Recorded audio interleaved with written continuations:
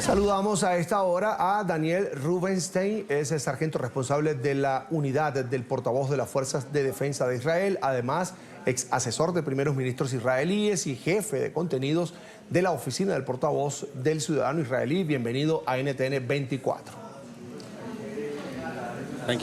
Gracias por invitarme. Es un gusto. Se cumplieron las primeras horas de este cese del fuego con Hezbollah. Es un grupo terrorista que había estado atacando a Israel desde el Líbano. ¿Satisfecho con lo que han demostrado hasta ahora estos terroristas?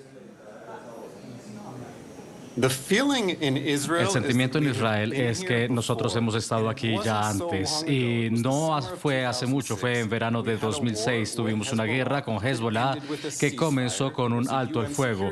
Fue una resolución del Consejo de Seguridad y esa resolución se suponía que debía llevar al desarme de Hezbollah para que no hubiera otra guerra. Bueno, resultó que el gobierno libanés no actuó, el ejército libanés no desarmó a Hezbollah, las Naciones Unidas no hicieron nada y no pasó nada. Hezbollah es más fuerte, comenzó una guerra con el apoyo iraní, entonces esperamos que esta vez sea diferente, que haya un mecanismo internacional mejor para que Hezbollah no se reagrupe, no se rearme y amenace nuevamente a Israel.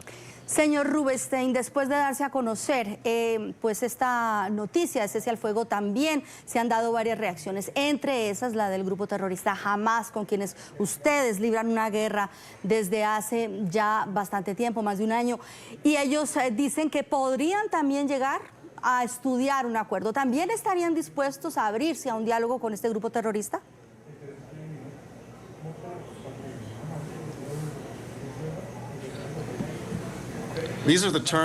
Estos son los términos disponibles para Hamas. Primero, Hamas necesita liberar 101 rehenes israelíes que mantiene cautivos en sus túneles subterráneos en Gaza. Hamas se llevó a 251 rehenes israelíes el 7 de octubre. 101 siguen en manos de Hamas. Deben ser liberados y el primer ministro israelí dijo que garantizará las vidas de sus captores si liberan a los rehenes, y también han recibido una promesa de recompensa financiera. También Hamas no puede seguir liderando el gobierno de Gaza en el futuro. Fue el gobierno de Hamas que decidió llevar a cabo la masacre del 7 de octubre. Entonces, Hamas no puede ser parte del gobierno nunca más si los israelíes y los palestinos van a vivir en paz. Entonces, liberan a los rehenes, depongan sus armas y luego podremos vivir juntos en paz. Señor Daniel, ahora, ese es un tema importante en una eventual negociación con terroristas de Hamas y tiene que ver con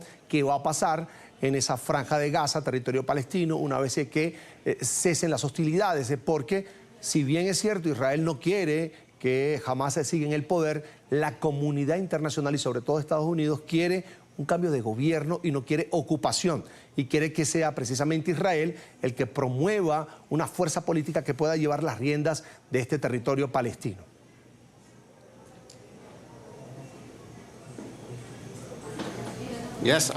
Sí, me gustaría que la guerra lleve a la paz. Entonces, quien quiera que sea parte del gobierno en Gaza, y debería ser un gobierno palestino, porque los demás en Gaza son palestinos, quien quiera que sea parte del gobierno de Gaza, debería ser un gobierno que elija vivir en paz con sus vecinos y que su gente no esté involucrada en la construcción de una guerra, de una maquinaria de guerra y llevar a cabo una masacre en Israel. Es un mínimo y creo que es una esperanza razonable de que haya un gobierno que escoja la paz en lugar de la guerra, y en verdad es simple.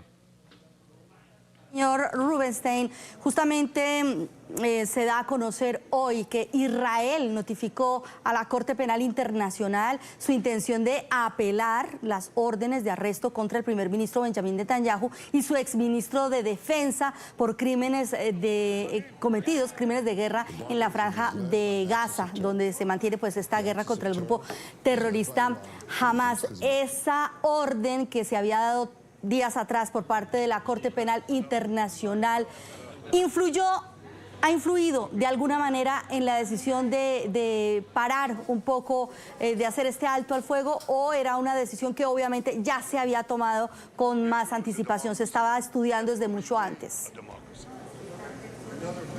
Esta decisión en la Corte Penal Internacional lanzó órdenes contra el primer ministro israelí Benjamin Netanyahu y el exministro Yoav Gallant. Es algo que ha estado allí por mucho tiempo trabajándose. La Corte se excedió en su jurisdicción. Israel no es miembro de la Corte, pero la Corte decidió que tenía jurisdicción sobre este caso. De cualquier manera, nosotros podemos ver de los resultados que la Corte tergiversó la legislación y los hechos para trazar un caso contra Netanyahu Gallant que no tiene ningún sustento en la realidad. Por ejemplo, acusa a los dos de tener una política de hambruna y al mismo tiempo hay una unidad entera del ejército israelí que está coordinando una gran cantidad de ayuda humanitaria para Gaza en un momento en el que Hamas en Gaza sigue declarándole la guerra a zonas densamente pobladas y sigue secuestrando a 101 israelíes. Entonces no sé si podemos conectar lo que está pasando con la Corte Penal Internacional, con el acuerdo con Hezbollah. La situación con la CPI ha estado avanzando por tiempo y espero que encuentre la razón y la situación que es muy diferente a lo que se sugiere. Es Daniel Rubenstein, sargento responsable de la unidad del portavoz de las Fuerzas de Defensa de Israel, además ex asesor de primeros ministros israelíes y jefe de contenidos de la oficina del portavoz del ciudadano israelí, a quien le agradecemos mucho compartir con nosotros aquí en el informativo de NTN 24. Tengan un buen día. Hasta pronto, igual.